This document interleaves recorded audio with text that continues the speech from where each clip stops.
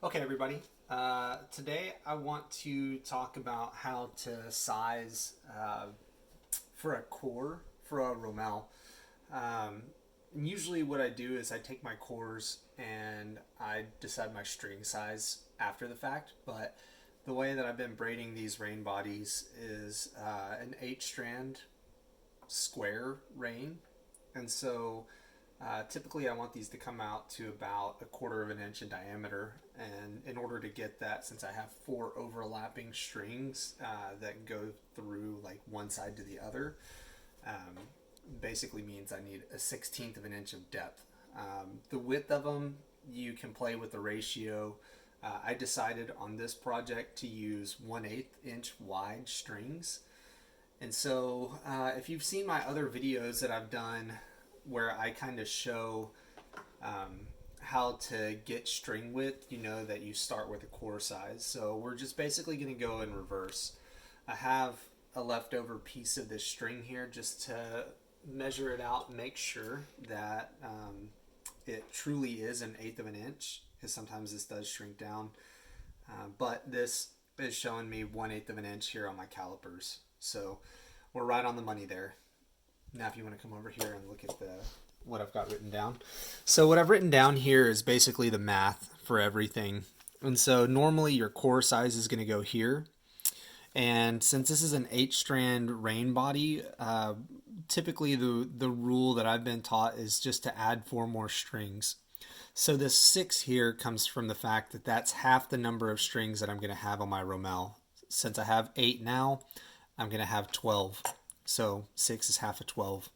And this is just pi basically here. So essentially what I do is I know that my string is 1/8 of an inch wide. And since I'm going to use the same size string for my rein body and my romal body, I just go ahead and put that in there as a known.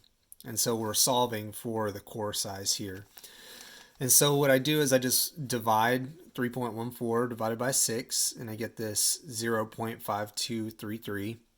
And then I just divide both sides by that number. So this would be 0.125 divided by the 0.5233. And then that's going to solve for essentially what would be our x. And in this case, it's 0.2388.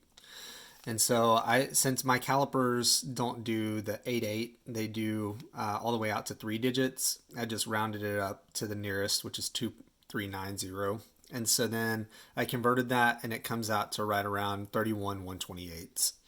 So that 31/128 is what we just solved for. So that is going to be my final core size after it's been wrapped with tape and everything.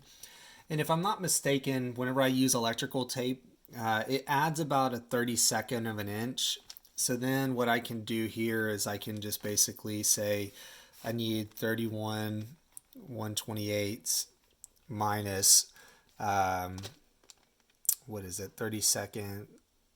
How many 32nds are in a 28th? 4? Yeah, 4. So minus 4/128. So that's going to be, what is it, 27? So that's 27/128 is what I'm shooting for my core whenever I'm on the grinder. So I'm going to take a core that's, I think this romal is probably going to be about 28 inches long. So I'm going to take a section that's at least 28 inches long, and I'm going to try to get it to 27/128. No smaller, but no larger either. I mean, like dead exact. And this might seem a little bit anal or like overly precise, but doing it this precisely really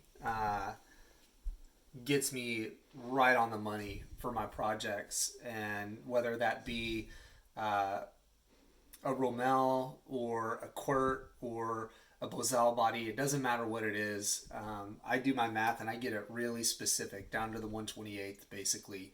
And I think it turns out really nice. So although it might seem like a lot of extra work doing all this math and everything, and you can do it other ways, I think that this way tends to be a really great way to do it, and it gets you narrowed down exactly to where you need to be without any gappiness, without any crowding or anything like that.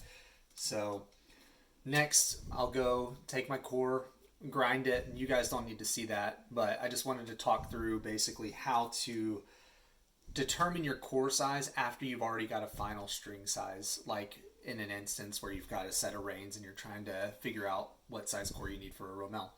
All right, I appreciate it.